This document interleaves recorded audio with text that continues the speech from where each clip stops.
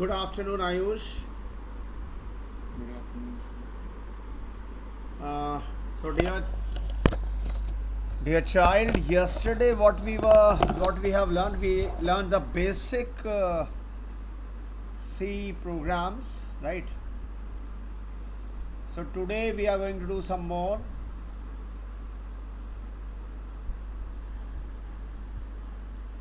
Just a minute. Just a minute.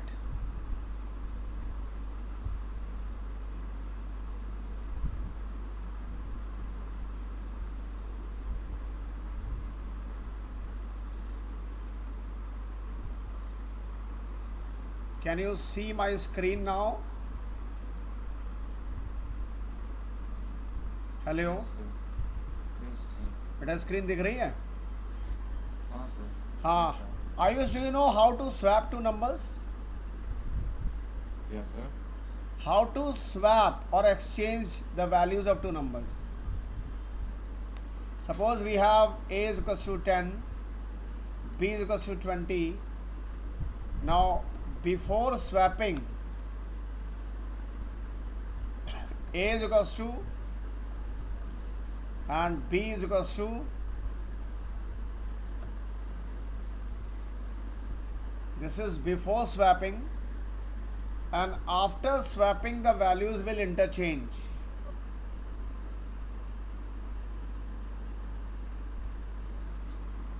In between these two lines हम वो code लिखेंगे जो एक्चुअली स्वैपिंग परफॉर्म करेगा. Just now it is a is equals to 10 and b is equals to 20, right?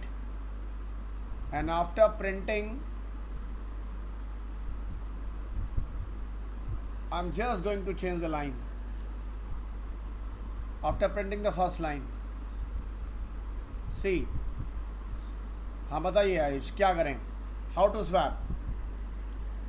So there are two ways. First is using the third variable. So in this one, what we are going to do, हम क्या कर रहे हैं, पहले हम C में A को store करा लेंगे, अब हम A में B को स्टोर करा लेंगे, एंड फर्दर B में हम C को स्टोर करा लेंगे.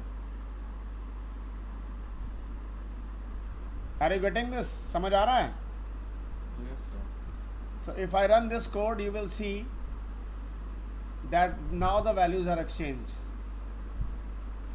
आयुष, ये तो था कि जब हम थर्ड वेरिएबल का यूज़ करके स्वैपिंग कर रहे थे, बट सपोज हमें थर्ड वेरिएबल का यूज़ नहीं करना है. मतलब the question is such, without using third variable you have to swap or exchange. Then what we are going to do? Tell, बताइए कैसे करें? We don't need this c any more.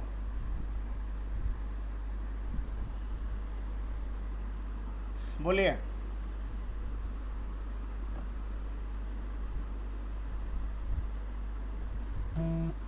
तो सबसे पहले क्या करेंगे, हम लिखेंगे a is equals to a plus B, then b is equals to a minus b, and then a is equals to a minus b. बेटा समझ आया क्या हो रहा है?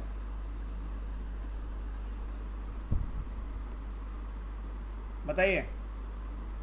देखिए बेटा, सबसे पहले आप एक चीज़ देखिए कि यहाँ पे a की वैल्यू 10 है और b की वैल्यू 20 है. जब हमने a is equals to a plus b किया तो a की वैल्यू क्या हो गई? a की वैल्यू हो गई 10 प्लस 20 जो कि 30 के बराबर है.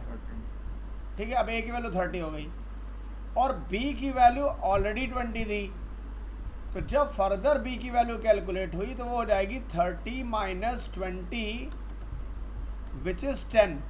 तो पहले a की वैल्यू आपकी 10 थी और अब जो है वो b की वैल्यू 10 है. ठीक है, और अभी भी स्टिल a की वैल्यू 30 है बिकॉज वो समेशन जो आया था वो 30 था. नाउ फर्दर अगर हम a is equals to a minus b करेंगे तो क्या होगा? 30 minus 10 is equals to 20. So now after this whole process a की वैल्यू 20 हो गई है और b की वैल्यू 10 हो गई है. बेटा समझ आया? Yes, sir. Hello. So now if you run this code, you will see initially a is 10, b is 20, but now after swapping it is a is equals to 20 and b is equals to 10. In the same question we can use multiplication and divide symbol, division also. If we multiply and here if we divide and here also if we divide, we will be getting the same result. Any doubt? Hello. No, sir. Okay. Now Ayush, we are going to start with the selective statements, or we can say conditional statement. So first of all, see what are selective statement in C programming language. The selection statement means the statements are executed depends upon a condition. If a condition is true, then a set of block will get executed, otherwise another set of block will get executed. लेकिन syntax लिखने से पहले मैं आपको कुछ बताना चाहूँगा। मैं आपको बताना चाहता हूँ कि व्हाट इज़ ए ब्लॉक। तो पहले ब्लॉक समझिए कि ब्लॉक क्या होता है। ए ब्लॉक इज ए ग्रुप और ए set of 0 or more statements within balanced braces। अब ये देखिए, ये आपका ओपनिंग ब्रेस और ये क्लोजिंग ब्रेस है। ओपनिंग ब्रेस और क्लोजिंग ब्रेस के बीच में अगर 0 और मोर स्टेटमेंट्स हैं तो वो आपके ब्लॉक को कंस्ट्रक्ट करता है।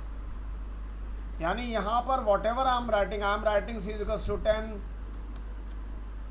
आई am writing c is equals to c plus 20। तो ये दोनों स्टेटमेंट्स इस पर्टिकुलर ब्लॉक के अंदर हैं, बिकॉज इनको हमने ओपनिंग और क्लोजिंग ब्रेस के अंदर रख रखा है। नाउ सी सेलेक्टिव स्टेटमेंट में आपके इफ और स्विच, ये दो तरह के स्टेटमेंट आते हैं। स्विच, तो सबसे पहले हम इफ को देखते हैं और इफ का सिंटैक्स देखते हैं। इफ का सिंटैक्स कहता है कि इफ और कंडीशन आती है, और कंडीशन के बाद ये आपका इफ ब्लॉक है और ये आपका एल्स ब्लॉक है। मतलब हम यहाँ पे जो भी कंडीशन रखेंगे, अगर वो कंडीशन ट्रू होती है तो ये पहला ब्लॉक यानी इस ब्लॉक को हम इफ ब्लॉक बोलेंगे, तो इफ ब्लॉक एग्जीक्यूट होगा। और अगर ये कंडीशन फॉल्स होती है तो हमारा एल्स ब्लॉक एग्जीक्यूट होगा। फॉर एग्जाम्पल, जैसे मैंने आपसे बोला कि क्या आप वोट देने लायक हो गए, are you able to cast your vote, तो वहाँ पे जो कंडीशन होगी वो कंडीशन हम एज के साथ रखेंगे। मतलब अगर आपकी एज 18 या 18 से ज़्यादा है तो आप अपना वोट कास्ट कर सकते हैं। But if your age is less then 18, you are not allowed to cast your vote. In a similar way, suppose we have got a number num and we want to check whether a given number is even or odd. तो कैसे करेंगे? First of all, enter a number and here we have got this number. Now we want to check this condition. So what is the condition for checking even number? अगर कोई number 2 से divisible है, ये modulus operator क्या करता है, ये पहले ऑपरेंड को यानी नम को दूसरे ऑपरेंड मतलब 2 से डिवाइड करता है और रिमाइंडर को स्टोर करता है। तो अगर लेफ्ट साइड भी आपका ज़ीरो स्टोर्ड है और राइट साइड भी आपका ज़ीरो स्टोर्ड है, मतलब इफ़ कंडीशन मैच करती है अगर, तो यहाँ पर हम एक मैसेज दे सकते हैं इवन नंबर, और अदरवाइज अगर ऐसा नहीं है तो here we can write odd number. Now we are executing this, हम एग्जीक्यूट कर रहे हैं, देखिए कैसे होता है। Here it is asking me to input a number. Suppose I have entered 34. Now you can see that the message that it is an even number. Why this even number has come on the screen, this message? The reason, simple reason is that कि जो condition आपने लिखी थी वो true हो गई है, यानी 34 जो है वो 2 से डिविजिबल है, इसीलिए इफ़ ब्लॉक एग्जीक्यूट हुआ, अदरवाइज एल्स ब्लॉक एग्जीक्यूट होता। सपोज इन दैट केस अगर आप यहाँ पर लिखते हैं सपोज 45 एक इवन नंबर नहीं है, it will give you a message that it is not a even number rather than it is an odd number. Any doubt? Sir वो इफ में जो नंबर के आगे परसेंटेज, हाँ परसेंटेज, ये आपका अर्थमेटिक ऑपरेटर है। आपके अर्थमेटिक ऑपरेटर, ये सारे अर्थमेटिक ऑपरेटर्स हैं, minus, plus, this is for multiplication you know, then it is for, this is for division, and this is for storing the reminder,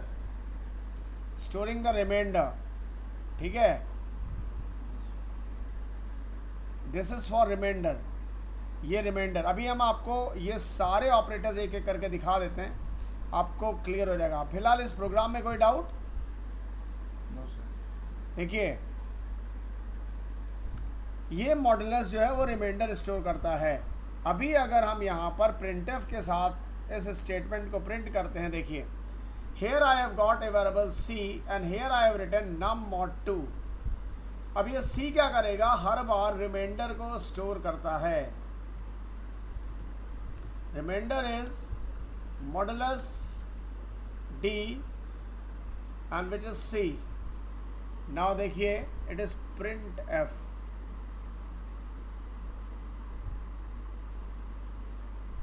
run करिए। I will suppose the number is 20. now in this case अगर आप इस 20 को 2 से divide करें, reminder देखिए 0 आएगा। लेकिन अगर आपने नंबर डाला 27, तो 27 2 से डिविजिबल नहीं है, 26 होता तो होता, और इसी वजह से रिमाइंडर 1 आया। ये समझ आया आयुष? सपोज यहाँ पर आपके पास 2 नंबर हैं और आपके पास फर्स्ट नंबर है एंड साथ ही साथ आपके पास सेकंड नंबर है, और यहाँ आप कह रहे हैं enter first number which is first, and then you are writing here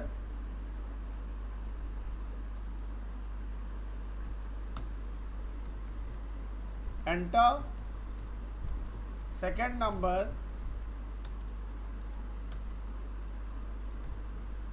और here you have written this one, और एक वेरिएबल r में हम फर्स्ट मॉडुलस सेकेंड स्टोर करने आ रहे हैं, and then the remainder is printf, the remainder is modulus d, this is r. now what is going to happen here, suppose बेटा आपका पहला नंबर है 45 और दूसरा नंबर है 20, what will be the remainder Ayush?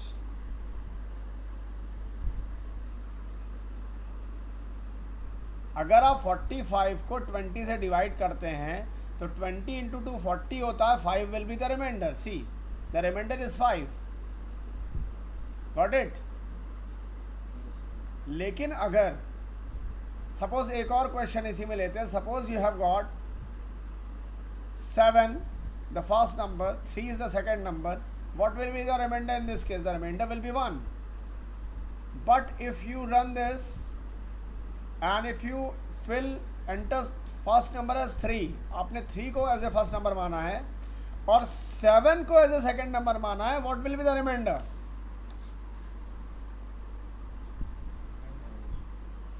बताइए।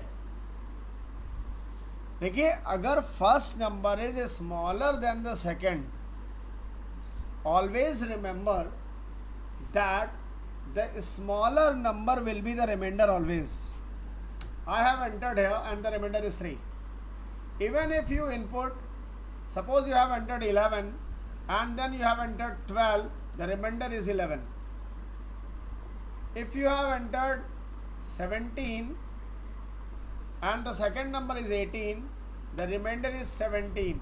So always remember, if the first number is smaller than the second, the remainder is always the smaller number. Got it? बेटा समझ आया? Yes, sir. हाँ. Now, any problem with this modulus operator now? No, sir. Okay. Now, child, we want to do one more question which is based on if and else. We want to input the age of the person and we want to check whether the person can vote or not. So, first of all, what we have to do, we have to take a variable age, and now here we have entered this message like enter age, scanf, modulus D, and this is the age we have entered. Now you need to put the condition. Condition होगी अगर if age is greater than or equals to 18, if age is greater than or equals to 18, then person can vote.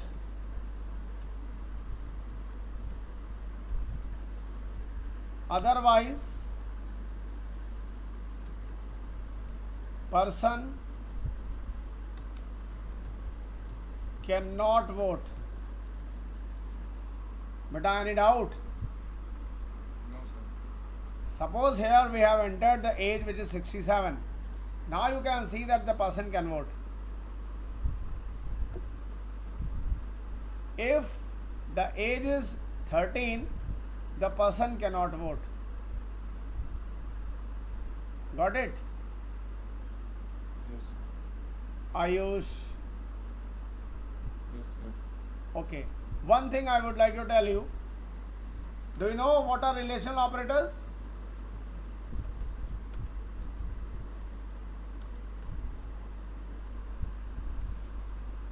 देखिए बेटा, relational operators वो operators होते हैं या वो symbols होते हैं that are used to compare two values and basically they determine the relationship between them. Got it? अब आपके जो रिलेशनल ऑपरेटर है वो कौन कौन से होते हैं वो देख लीजिए ज़रा. आपके रिलेशनल ऑपरेटर होते हैं ग्रेटर देन, ये ग्रेटर देन है, then it is less than equal to and not equal to. ये आखिरी वाला है नॉट इक्वल टू, ये आखिरी वाला नॉट इक्वल टू है. ये है आपका, this one is greater than equal to,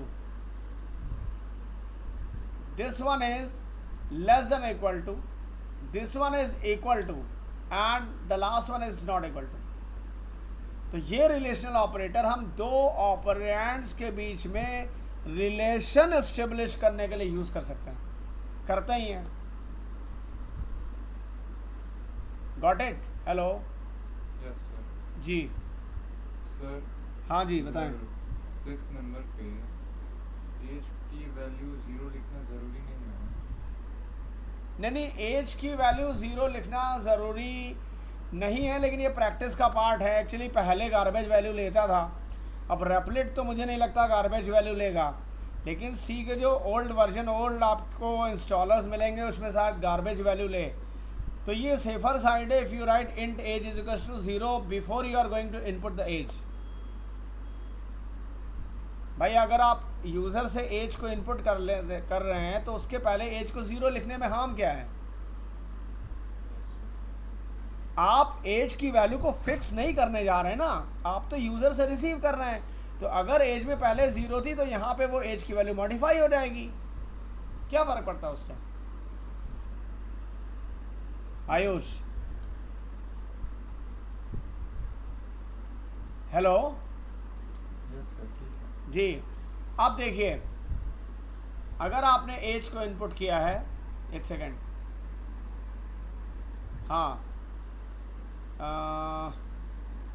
children, कुछ और आगे बताने से पहले मैं आपको ये बताना चाहूँगा कि किस तरह से हम मल्टीपल कंडीशंस को टैकल करते हैं। जैसे हमने लिखा इफ़ कंडीशन, अगर कंडीशन ट्रू है तो एल्स इफ वो इफ़ ब्लॉक एग्जीक्यूट करेगा। अभी मैंने आपको बताया था, और अगर फॉल्स है तो एल्स ब्लॉक एग्जीक्यूट करेगा। लेकिन क्या करें अगर हमारे पास मल्टीपल कंडीशंस है तो अगर हमारे पास मल्टीपल कंडीशंस है तो हमारे पास एल्स इफ आता है। तो उस केस में क्या करेंगे, यहाँ पे लिखेंगे एल्स इफ और एक और कंडीशन इनपुट करेंगे। तो अगर पहली वाली ये कंडीशन फॉल्स है तभी वो दूसरी वाली कंडीशन को चेक करने आएगा, और अगर दोनों फॉल्स हैं तो वो एल्स में जाएगा। ये ध्यान रखिएगा, अगर दोनों फॉल्स हैं तो वो एल्स में जाएगा। लेकिन अगर पहली कंडीशन ट्रू हो गई तो बाकी रेस्ट ऑफ द कंडीशंस जो हैं वो आपकी बाईपास हो जाएंगी, मतलब वो एग्जीक्यूट नहीं करेंगी। कोई डाउट हो तो बताइए इसमें, या मैं रिपीट करूं? ठीक है, तो जैसे सपोज आप यहाँ पे, अब हम इफ देन एल्स इफ से कुछ क्वेश्चन करने आ रहे हैं, वो ध्यान दीजिएगा। Suppose you have entered any number, here you have entered a number and you want to check whether the number is negative, positive or 0.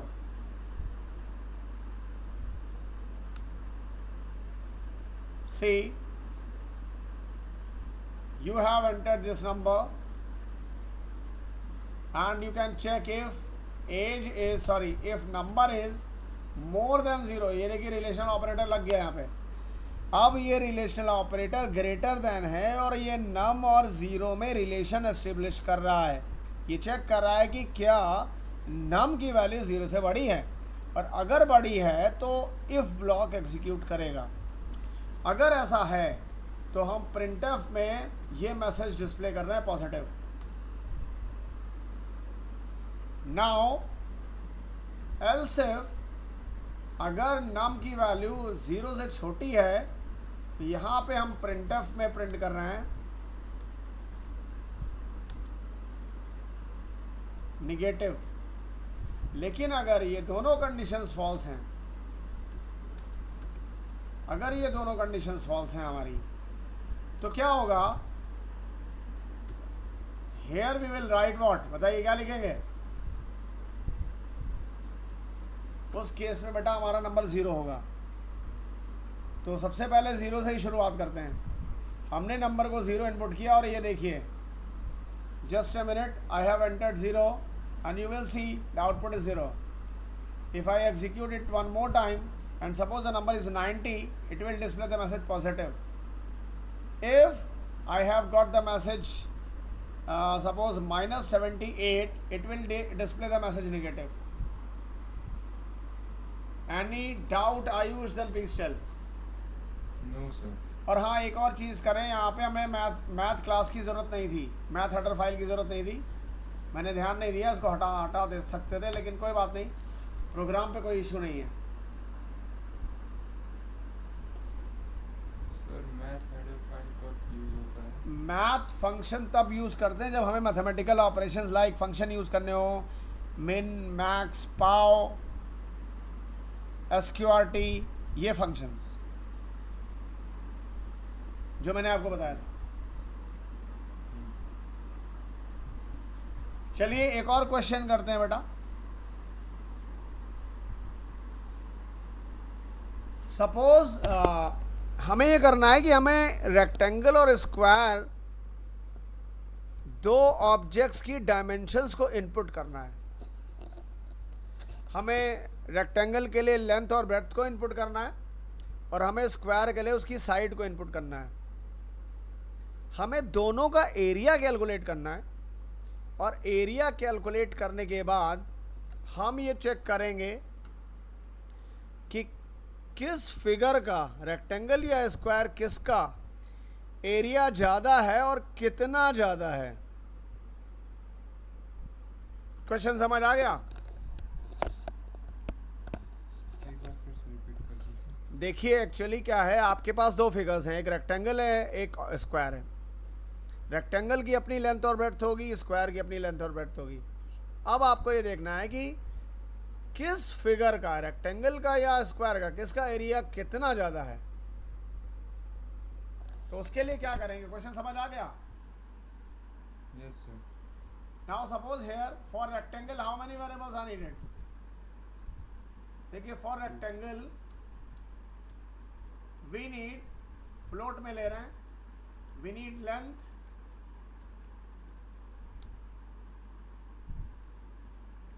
we need breadth, we need area R, we need side, ये side of the square है, और we need area S। now पहला statement आता है कि enter the length of the rectangle। so what you have to do, you have entered the length, then you need to input the breadth of the rectangle, you have entered the breadth, you have calculated the area of the rectangle, now the area of the rectangle you have printed, enter the side of the square, enter the yes, you have entered the side of the square, and here you have calculated the area of the square, along with you have printed the area of the square। Now the question is, इसी में आपको ये check करना था कि अगर area R is more than area S क्या होगा। यहां पर होगा the area of the rectangle is greater than area of the square, और दूसरी चीज होगी फ्लोट डिफरेंस के लिए आपने ले लिया area R minus area S, और यहां पे आप डिस्प्ले कर सकते हैं बाय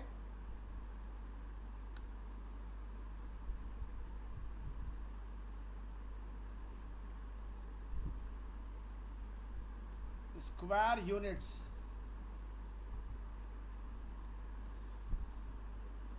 बेटा ये डिस्प्ले किया हमने, मतलब हम ये डिस्प्ले कर रहे हैं कि इतने स्क्वायर यूनिट ज़्यादा है, और एल्स अगर else if area of S is more than area of R, तब क्या होगा, अगर area of S is more than area of R, the area of square is more than the area of rectangle, दोनों का difference निकाल लिया, और bye इतने स्क्वायर यूनिट्स ये ज़्यादा है। और एल्स अगर ऐसा नहीं है, दोनों कंडीशंस अगर फॉल्स हैं, तो here you can display that the area of rectangle printf area of both the figures,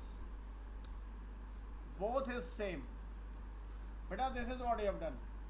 now run it। Suppose the area of the जो लेंथ है रेक्टेंगल की वो 20 है, और ब्रेड्थ रेक्टेंगल की 30 है, और यहाँ पर हमने क्या किया, हमने साइड ऑफ द स्क्वायर जो है वो 23 रखा है, ध्यान दीजिएगा।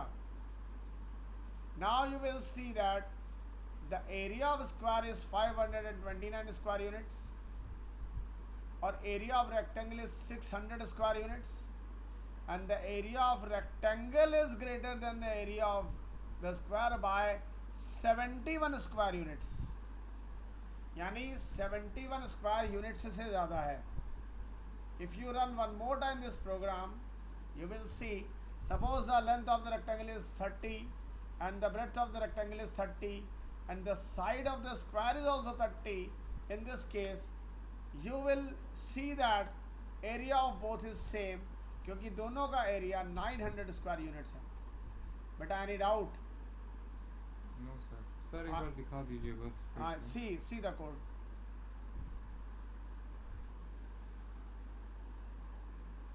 आप ऊपर वेरिएबल्स भी देख लीजिए, no issues. These are the variables: length, breadth, area R and area S. And here you can see that we entered the area of we entered the dimensions of both the figures, calculated their areas, and then we have done this.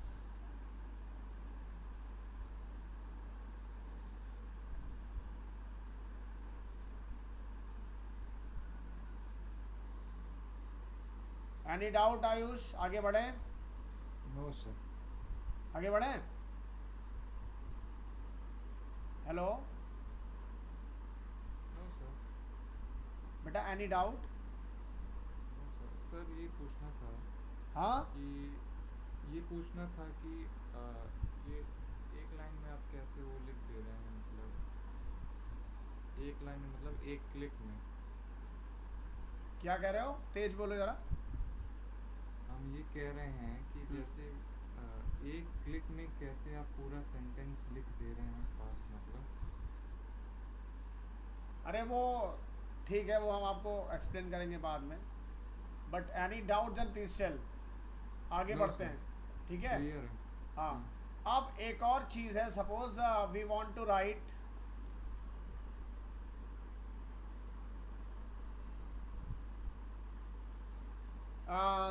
child. Suppose we have got here, this is the variable for number, and here we have got enter number. Scanf.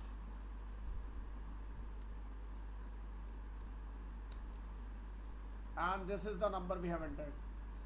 Ayush, इस question में ये करना है कि number आपका single digit, double digit, triple और multiple digit किसका है?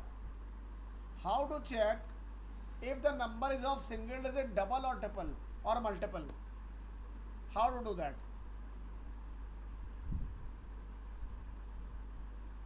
बताइए। तो यहां पे आप लिख सकते हैं कि अगर नंबर, हम ये अज्यूम कर रहे हैं कि सारे नंबर जो हैं वो पॉजिटिव इंटीजर्स हैं। अगर नंबर 10 से छोटा है, ध्यान दीजिएगा, अगर नंबर 10 से छोटा है तो वो सिंगल डिजिट नंबर है। बेटा समझ आया? Yes sir. एल्सिफ, अब यहाँ पर ज़रूरी नहीं है कि वो 10 से छोटा नंबर हो, वो 10 भी हो सकता है और 10 से भी बड़ा हो सकता है। तो यहाँ पे कंट्रोल तभी आएगा जब ये पहली कंडीशन फॉल्स होगी। समझ आ रहा है? Yes sir. ये दूसरी कंडीशन पे तभी रीच करेगा जब वो पहली कंडीशन फॉल्स होगी। तो उस केस में यहाँ पे क्या कंडीशन होगी?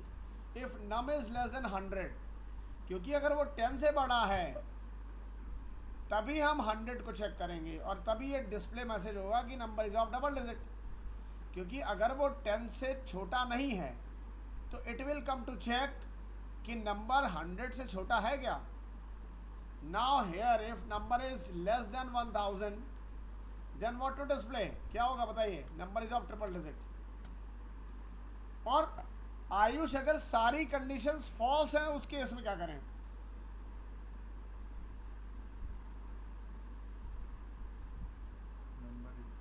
अगर सारी कंडीशंस फॉल्स हैं तो क्या करेंगे उस केस में?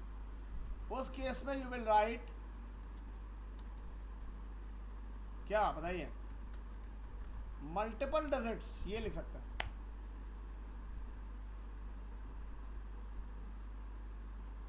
सर हाँ बताएं। नेगेटिव में अगर मल्टीपल डिजिट लिखें तो? हाँ अगर नेगेटिव में मल्टीपल डिजिट लिखें? बेटा अभी हम ये अज्यूम कर रहे हैं कि सारे नंबर्स आपके पॉजिटिव इंटीजर हैं। ठीक है? तो इस क्वेश्चन में सिर्फ आपको हम इफ और एल्सिफ का कंसेप्ट समझा रहे हैं कि किस तरह से कंट्रोल मूव करता है। ठीक है? फिर उसके लिए कंडीशंस आपको चेंज करनी पड़ेंगी। जैसे suppose here we have got, अगर नंबर आपकी 456 है तो ट्रिपल डिजिट नंबर हुआ। दोबारा देखिए, अगर नंबर आपका 7898 है तो ये मल्टीपल डिजिट का हो जाएगा। अगर आपका नंबर सिंगल डिजिट है, सपोज ये आपका 6 है, तो ये आपका सिंगल डिजिट हो जाएगा। ठीक है, गॉट इट। तो Yes, उसको आप कोशिश करिए बनाने की, नहीं बनेगा तो मैं बताऊंगा आपको, जो आप पूछ रहे थे मुझसे। ठीक है, हेलो। यस सर, ठीक है। ठीक है, एक और क्वेश्चन मैं आपको देने जा रहा हूँ, वो क्वेश्चन ध्यान से देखिएगा और आप ही मुझे बताएंगे कि कैसे करना है। हमें एज किसी बंदे की पता है कि कोई पर्सन है, उसकी एज क्या है, वी नो दैट। अगर एज जो है वो 13 से कम है तो वो बंदा जो है वो चाइल्ड है, चाइल्ड है। लेकिन 13 टू 19 तक वो बंदा टीनेजर है। 20 टू 45 तक वो बंदा आपका यंग है, और 46 टू 55 वो बंदा आपका मिडिल एज्ड है, और अबव 55 वो बंदा आपका ओल्ड है। ये क्वेश्चन समझ आ गया? Yes sir. ठीक है, तो Yes, इसको sir. हम प्रॉपर तरीके से लिखेंगे, आप जरा देखिएगा। इसके पहले बेटा हम आपको बताना चाहते हैं लॉजिकल ऑपरेटर्स। तो देखिए, व्हाट आर लॉजिकल ऑपरेटर्स।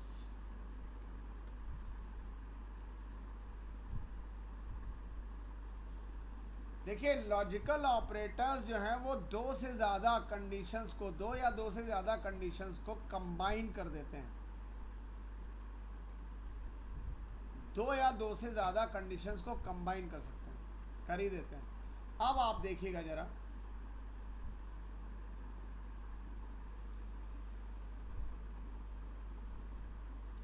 जैसे सपोज यहाँ पे बेटा एक नंबर इनपुट किया था और हम ये चेक कर रहे थे कि अगर नंबर जो है वो डिविजिबल बाई 5 है, तो यहाँ पे हम लिख रहे हैं डिविजिबल, एल्स नॉट डिविजिबल। ठीक है, एल्स नॉट डिविजिबल। रन करते हैं। अगर हम नंबर 35 डालते हैं, देखिए तो यस डिविजिबल है। लेकिन अगर हम यहाँ पे ये चेक करना चाहते हैं कि अगर कोई नंबर 5 और 7 दोनों से डिविजिबल है तो क्या करेंगे? तो अगर 5 और 7 दोनों से डिविजिबल है तो यहाँ पर हम एंड ऑपरेटर का यूज़ करेंगे। ये एंड ऑपरेटर क्या है? एंड जो लिखा है ये एक लॉजिकल ऑपरेटर है। इसका मतलब है जो लेफ्ट साइड कंडीशन है वो भी ट्रू होनी चाहिए और राइट साइड वाली कंडीशन भी ट्रू होनी चाहिए। अगर दोनों ये गिवन कंडीशंस ट्रू हैं तभी इफ ब्लॉक एग्जीक्यूट करेगा, अदरवाइज किसी एक के भी फॉल्स होने पर एल्स ब्लॉक एग्जीक्यूट करेगा। समझ आया? Yes sir. ठीक है, तो इस केस में अगर आप 50 डालेंगे, एक सेकेंड, जस्ट अ मिनट,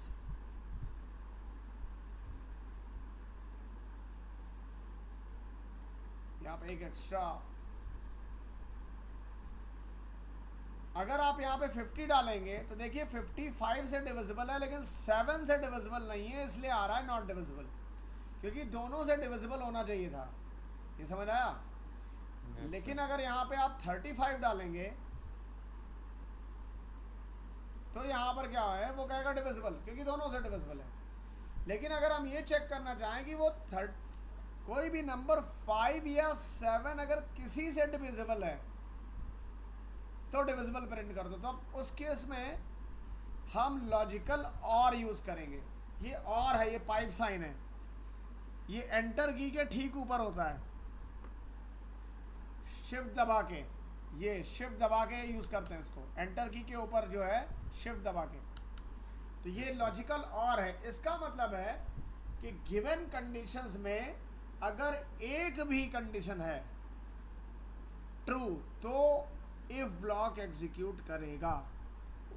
जैसे अगर आपने नंबर इनपुट किया 77, तो 77 5 से डिविजिबल नहीं है, लेकिन वो 7 से डिविजिबल जरूर है। Any doubt then please tell. No sir. ठीक है। और अगर हम ये कैसे चेक करेंगे कि चलो वो हम आपको बाद ही में बताएंगे, अभी फिलहाल हम एज वाले क्वेश्चन पे आते हैं। एक बार फिर से कंडीशंस को देख लीजिए। अगर एज आपकी 13 से कम है तो चाइल्ड है, 13 to 19 है तो टीन है, 20 to 45 है तो यंग है, 46 to 55 है तो मिडिल एज्ड है, और अबव 55 है तो ओल्ड है। नाउ क्या करेंगे, सबसे पहले here we have to input the age of the person, age, this is age,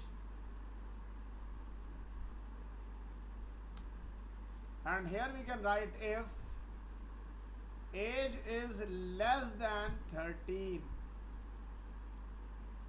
क्या लिखेंगे बताइए, चाइल्ड।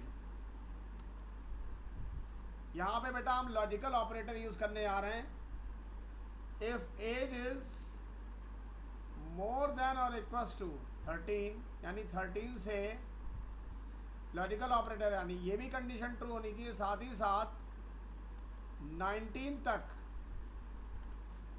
अगर एज इन दोनों के बीच में है तो वो टीनेजर है। एल्स इफ अगर एज आपकी 19 से ज़्यादा है, साथ ही साथ अगर एज आपकी 45 तक है, तो आप क्या हैं,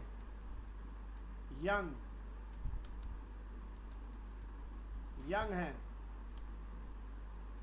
एल्स इफ अगर एज आपकी 45 से ज़्यादा है, साथ ही साथ आपकी एज अगर 55 तक है, तो क्या लिखेंगे आप, बोलिए। उस केस में आप लिखेंगे